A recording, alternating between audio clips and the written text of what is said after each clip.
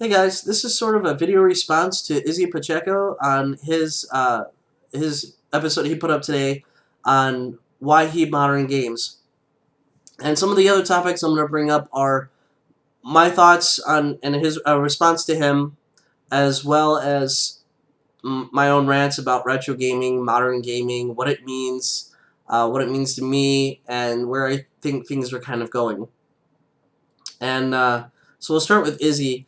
He expressed his opinion that he gave a controversial episode on how he likes modern games and how he likes to promote the publishers and today's developers and programmers in hopes that they'll have or create sequels to those games or come out with newer IPs. And how he watched Retro Liberty's Why We Retro, and I don't think he really brought up that retro gaming has exploded in the last couple years. And a lot of people on YouTube in the gaming community have made their mark in retro games. And a lot of those people who follow them have expressed or made comments about how they're right, that they completely ignore the modern games and only focus on the retro because of this or X that, or expenses and finances and all that stuff. And Izzy's comment was that it's a business. That if you are retro gaming and you get into that, even though there's nothing wrong with it, you're not supporting the newer games or future games that might be coming out. You're not giving anything back into the games themselves. And it's, I to a degree, I look at what I've done because most of my stuff is all retro stuff. All my pickups are old Sega games and everything. But what people don't realize is that the largest library I have is actually for the Xbox 360 with about 60 games. The next biggest one I have is for the Dreamcast, right around 54, 55. The rest of my systems I'm averaging 25 to 30 games only on. I really don't have a whole lot, at least in my view. I don't. But getting into that, um, the reason for that too is now because of retro gaming, it's driving up prices, um, and especially in the last few months for me. Now, some people are seeing this like Nintendo and Super Nintendo games, and the last year have gone up. A Nintendo game that you probably buy today for $40 was probably $10 or $15 a year ago or 2 years ago, and I'm seeing a lot in that. Uh, one story I have is a friend of mine and her husband recently got a Sega Genesis in their possession. And knowing that I was a big Sega guy, came to me and said, "Hey, we're looking for suggestions, or if you had some extra games that you wouldn't mind letting us have, um, and any things that because we'd like more and we'd like to have those experience." And that's a key word to keep in mind throughout this is experience. And we'll get into that a little bit more.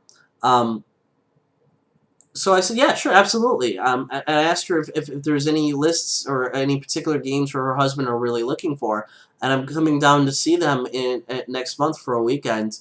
And one of the games she mentioned was the original Sonic the Hedgehog. They had the second game, but they wanted the original because that was what started it all. And being that they didn't have a Genesis, she's seen me play it, but never really had it herself. And I said, I can absolutely find that for her, no problem. Well, that turned out to be a challenge for me. Uh, what once was a very common game is now becoming uncommon. I went to a local store that we have here in town that sells retro games and some modern stuff, and they had a loose copy of Sonic the Hedgehog marked for $12. And I went to the guy and said, I'm not paying $12 for a game that I could have found for $3 somewhere else.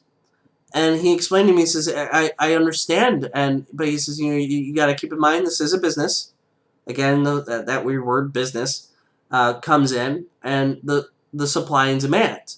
They're not seeing as many copies of Sonic 1 coming through that they used to, so it's not very common for them anymore. So they raise the prices. Even online, the prices for Sonic 1 are starting to go up. So needless to say, I walked out of that store. I didn't pay the $12 for it. And a week later, I actually ended up finding a complete copy for around $3 somewhere else. So it's odd. I mean, you can still find some decent deals, but you're not finding what they used to be. So you're not giving in, as Izzy said, you're not giving anything back other than feeding the stores and the demand of people saying, well, for you to have this experience of playing this game, whether it be on the original console or else, otherwise, you're going to be paying for it. And that money isn't going anywhere but that person's pocket. So it's like, I'd like to have a copy of Earthworm Jim for the Sega CD. I found it at a store complete, in great condition, but he's asking $90 for it. And the game goes for about $60 online. And that's about the price you would pay for a new version or a new copy when it first came out. I'm not going to pay for that. I'd rather spend that money in a new game for a new experience for stuff like that coming out. Some might not see a difference in that. $60 for a new game, $60 for an old game.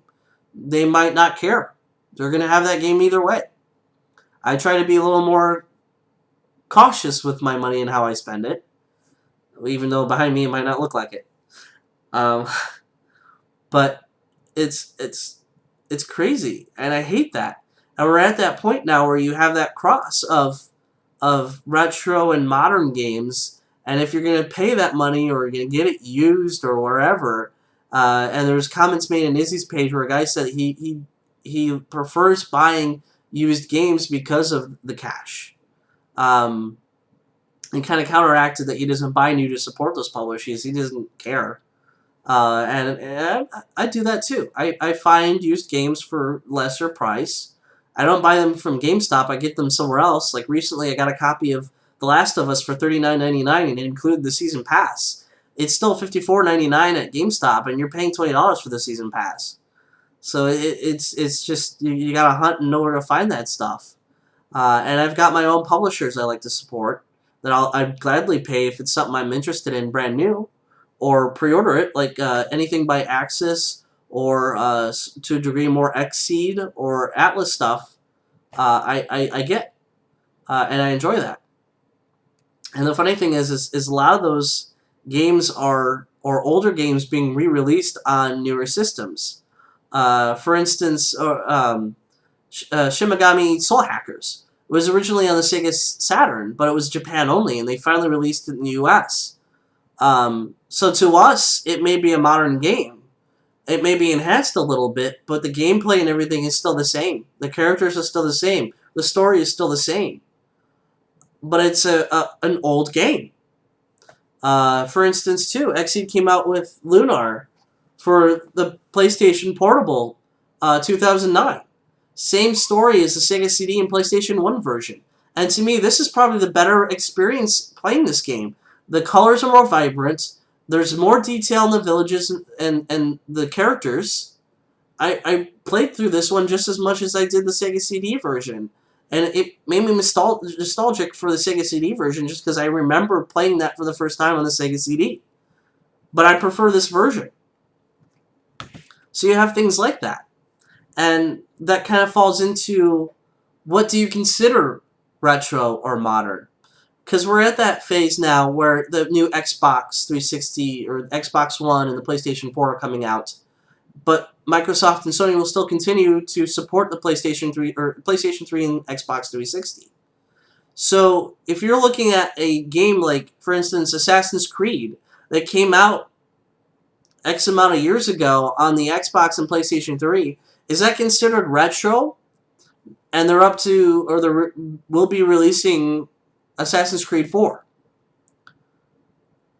And you look at things like the Nintendo DS or the Nintendo Wii that was just discontinued last year, but people are still getting games for it. Slowly those games are disappearing.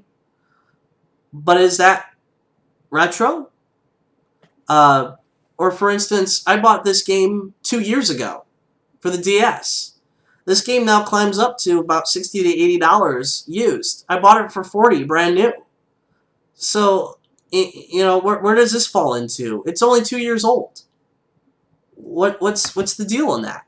I guess I'm confused as to where I should stand on that. And it's like, it just confuses me. So, in all, I would say that if you want me to stand in one particular area, whether it be retro or modern, I'm just going to say I'm a gamer. I'm a retro and modern gamer, and I'm here to experience it all. New, old, future games, past games. If it's something I'm interested in, or a genre I like, or by a publisher I enjoy, and I want to support them, I will.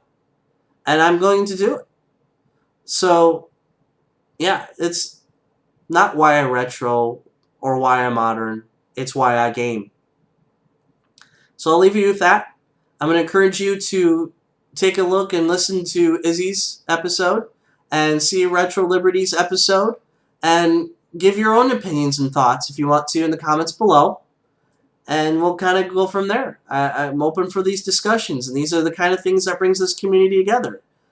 Are your opinions and your discussions on this. So, for now, that's it from me.